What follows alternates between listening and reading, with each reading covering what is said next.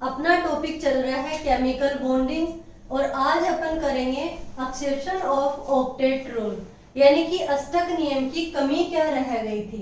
अष्टक नियम की कमियां। तो देखिए, सबसे पहले कोसल और लुईस ने अष्टक नियम को बताया था। इन्होंने क्या बताया कि कोई भी मॉलिक्यूल होगा, जैसे कुछ भी H2O बताया, कोई भी मॉलिक्यूल लेते हैं, उसका जो अष्टक पूरा होगा, प्रत्येक जो एटम का अष्टक पूरा होगा, यानी हर एक एलिमेंट्स के वैलेंस सेल में 8 इलेक्ट्रॉन होंगे, तो क्या होगा, वो कंपाउंड बनेगा। ऐसे ही जैसे अमोनिया, तो इनके भी क्या बताया कि अगर प्रत्येक एटम हाइड्रोजन क्या करता है, हाइड्रोजन द्विक पूरा करता है, ट्वाइस पूरी करता है, ये मैं आपको बता चुकी हूँ। अब देखिए, ऐसे ही CO2 का केस अपन ने लिया, CH4 बताया। ये सब क्या है कि जो भी कोई एलिमेंट्स है उसके वैलेंस सेल में 8 इलेक्ट्रॉन होने चाहिए, वो क्या होगा, कंपाउंड स्टेबल होगा। बट ऑक्टेट रूल की कमियों में क्या है कि अगर ऐसे भी कोई कंपाउंड है जिनमें एलिमेंट्स यानी सेंट्रल एटम है, वो क्या 8 इलेक्ट्रॉन नहीं रख रहा है, फिर भी क्या है, स्टेबल है। तो देखिए, इसमें सबसे पहला जो केस है वो क्या है, इलेक्ट्रॉन डेफिशिएंट कंपाउंड।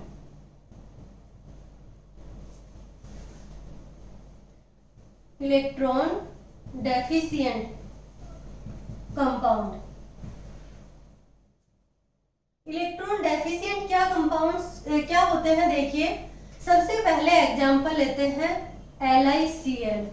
तो इलेक्ट्रॉन डेफिशिएंट का मतलब है कि इस तरीके के कंपाउंड जिसमें क्या हो, इलेक्ट्रॉन की कमी, इनको बोला जाता है इलेक्ट्रॉन न्यून यौगिक।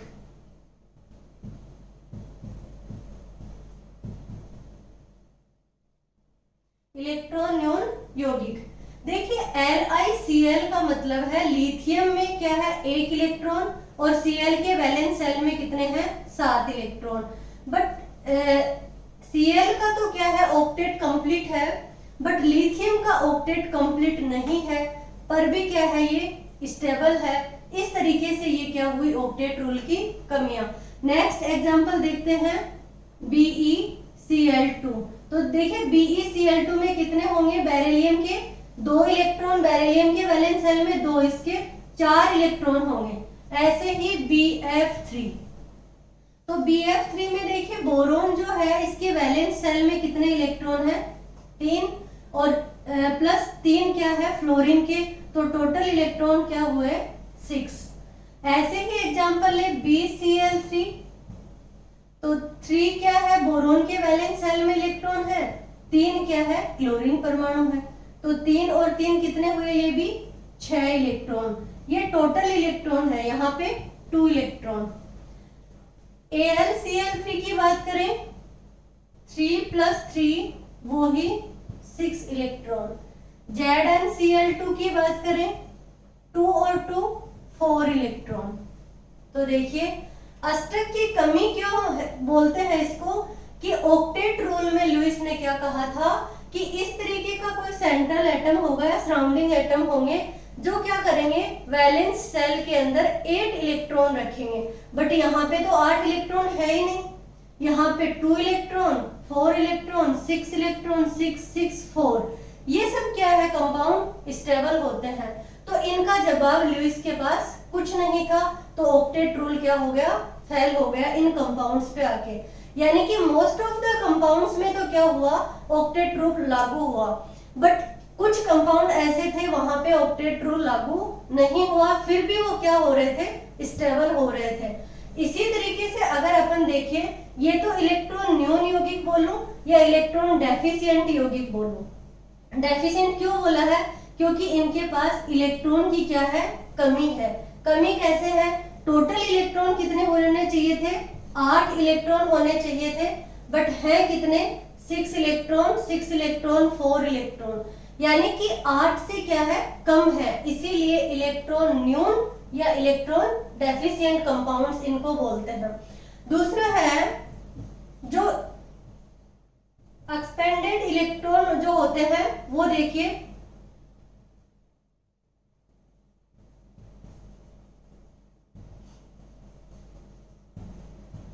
ये क्या कॉन्फ़िगरेशन होता है, यानी कि मैं बोलूं अष्टक का प्रसार,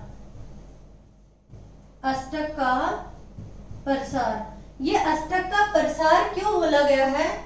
क्योंकि देखिए अगर आप बात करें अपन एग्जाम्पल PCl5 की, तो लुईस ने 8 ही इलेक्ट्रॉन की बात की थी कि कोई भी कंपाउंड होगा, सेंट्रल एटम होगा, उसके वैलेंस सेल में कितने इलेक्ट्रॉन होने चाहिए?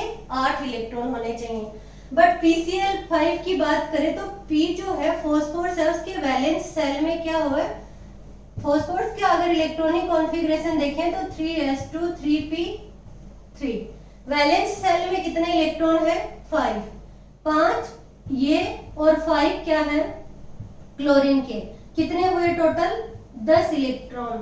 तो होने कितने चाहिए थे? 8 इलेक्ट्रॉन, है कितने?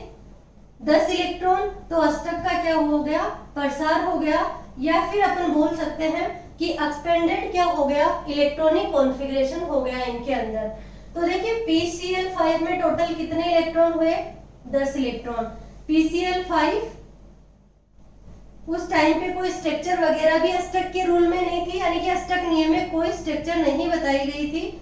ये तो बाद में VPT वगैरह VSPR थ्योरी ये आई, उनमें स्ट्रक्चर बताई। तो देखिए फास्फोरस के 5 वैलेंस इलेक्ट्रॉन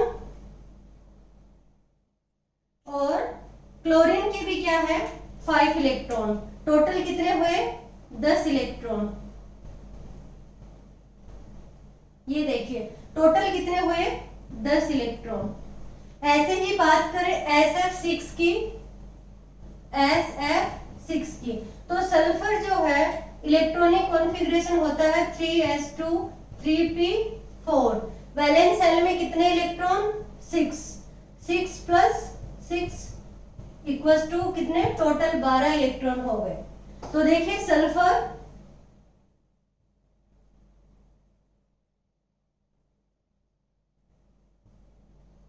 ये फ्लोरीन 6 फ्लोरीन है, तो इलेक्ट्रॉन टोटल कितने हुए? 1 इलेक्ट्रॉन ये, 1 ये फ्लोरीन के, और 6 इलेक्ट्रॉन किसके हैं? सल्फर के। टोटल कितने इलेक्ट्रॉन हुए? 12 इलेक्ट्रॉन। तो देखिए अष्टक का क्या हो रहा है? प्रसार हो रहा है। होना 8 इलेक्ट्रॉन चाहिए, बट होते कितने हैं? इनमें 8 से ज्यादा इलेक्ट्रॉन हो रहे हैं। तो ये भी क्या हो गया? फेल हो गया। यहाँ पे भी लुईस के पास कोई जवाब नहीं था। आगे देखते हैं IF7। IF7 यानी कि IF7 में भी क्या होता है? आयोडीन के पास 7 इलेक्ट्रॉन होते हैं वैलेंस सेल में, और फ्लोरीन के पास भी कितने होते हैं? 7।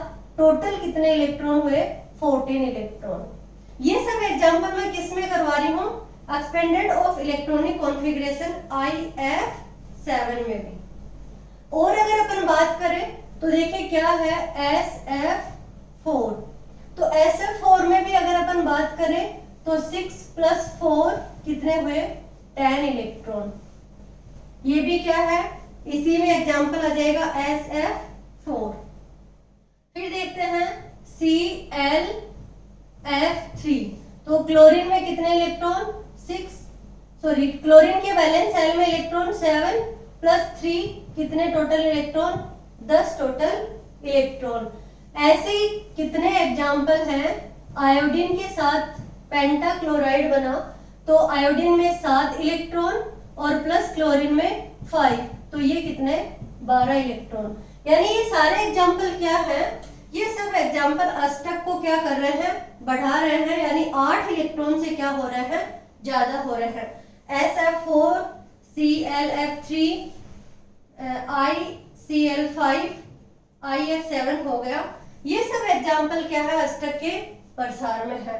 तो यानी यहाँ पे अष्टक रूल क्या नहीं हुआ? लागू नहीं हुआ। उसके बाद में देखते हैं जो d ऑर्बिटल है, d सबसेल है, उनमें जो पॉजिटिव आयंस बनते हैं वो क्या है? वो भी ऑक्टेट रूल को फॉलो नहीं करते। उनमें भी क्या है? अष्टक जो नियम है वो फॉलो नहीं हुआ। वहां पे भी अपन देखते हैं, जैसे बात करें Mn+2, तो मैग्नीज +2 में कहा 8 इलेक्ट्रॉन है? देखिए वैलेंस सेल में इलेक्ट्रॉन होते हैं 4s2 और 3d6। तो देखिए 3d5, तो 3d5 में से 2 इलेक्ट्रॉन निकाले अपन ने, तो s के इलेक्ट्रॉन निकल गए। तो लास्ट में जो इलेक्ट्रॉन है वहां पे 8 इलेक्ट्रॉन नहीं बच पाते हैं। ऐसे ही डी ब्लॉक में कोई भी एग्जांपल अगर अपन लेते हैं तो एग्जांपल लेते हैं टाइटेनियम +3 का, वेनेडियम +3, क्रोमियम +3। ये सब जो एग्जांपल हैं ये भी अष्टक रूल को फॉलो नहीं कर पाए थे। अब देखते हैं नेक्स्ट एग्जांपल कि जो अष्टक रूल को फॉलो नहीं कर पाए थे वो है कि जैसे बात की थी अष्टक रूल में कि ओड और इवन इलेक्ट्रॉन कैसे देखें। ओड इलेक्ट्रॉन अगर बात करें तो NO जो है नाइट्रिक ऑक्साइड है, ये देखिए नाइट्रोजन के पास 7 इलेक्ट्रॉन और ऑक्सीजन के पास में नाइट्रोजन के वैलेंस शेल में कितने इलेक्ट्रॉन 5 इलेक्ट्रॉन और ऑक्सीजन के कितने इलेक्ट्रॉन 6 इलेक्ट्रॉन, तो होते हैं 11 इलेक्ट्रॉन। तो जो भी अगर कंपाउंड ओड नंबर में क्या रखते हैं इलेक्ट्रॉन रखते हैं वो अष्टक रूल को फॉलो नहीं करते। ऐसे ही बात करें NO2 की, तो NO2 में भी क्या है वैलेंस शेल में नाइट्रोजन 5 इलेक्ट्रॉन और ये कितना रखता है, एक ऑक्सीजन 6 इलेक्ट्रॉन रखता है।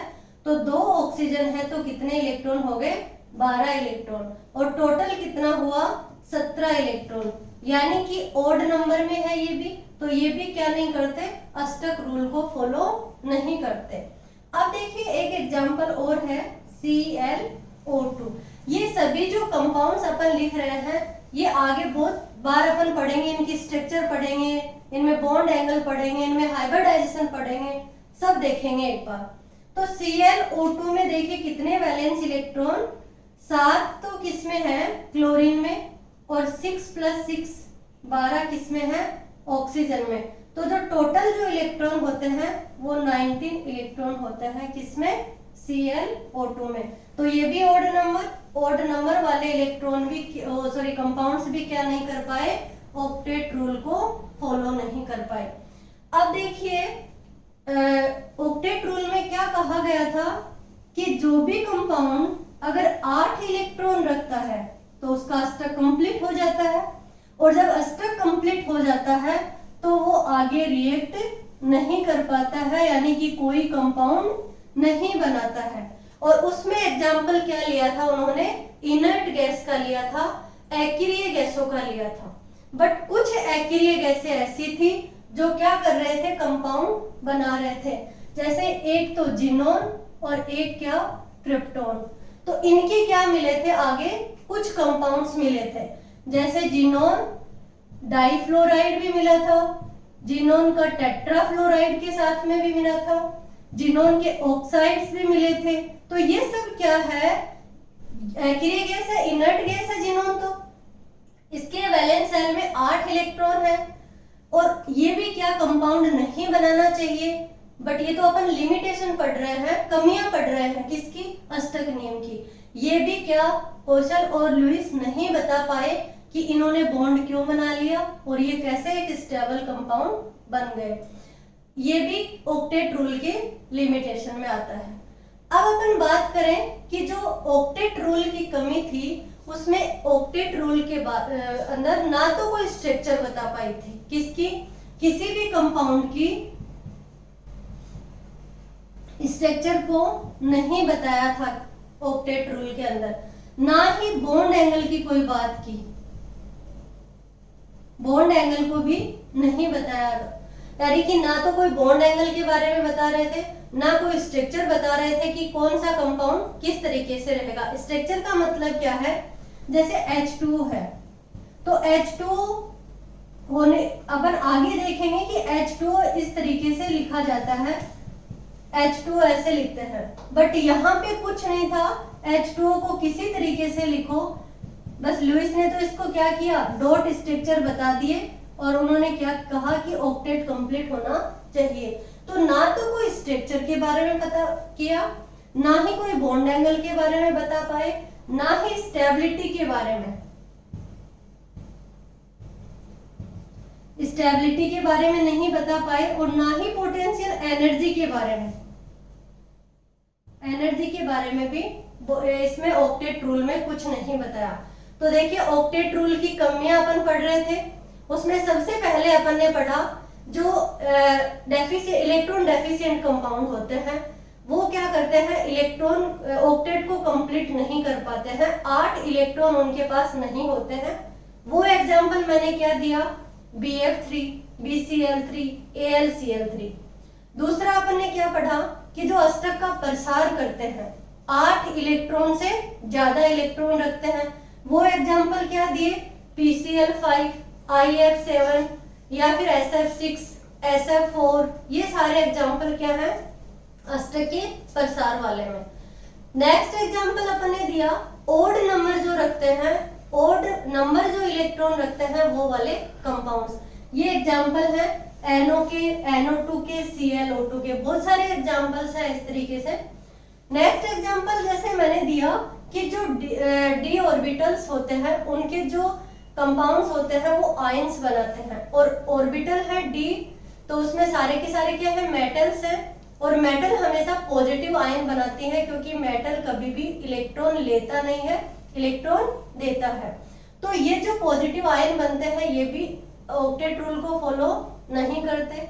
नेक्स्ट एग्जांपल मैंने बताया कि जो इनर्ट गैस होती हैं उनकी तो ऑक्टेट रूल क्या है, फुल है, यानी कि उनके वैलेंस सेल में 8 इलेक्ट्रॉन है, तो उनको कोई क्या नहीं बनाना चाहिए, कंपाउंड नहीं बनाने चाहिए क्योंकि उनका ऑक्टेट कंप्लीट है। और अपन बोलते हैं इनर्ट गैस कहीं पे भी रिएक्ट नहीं करती, बट कुछ कंपाउंड आए उनके देखे गए तो ये भी क्या हुआ, ऑक्टेट रूल का लिमिटेशन हुई।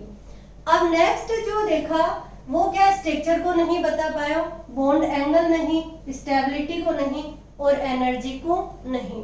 ये है ऑक्टेट रूल की लिमिटेशन।